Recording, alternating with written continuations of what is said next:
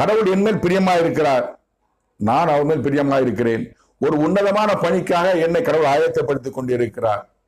இந்த நிகழ்வுகள் அனைத்தும் 2012 2015 நடந்தது.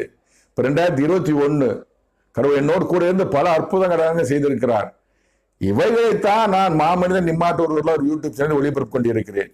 தொடர்ந்து பாருங்கள், கடவுளை பற்றி தெரிந்து கொள்ளுங்கள்.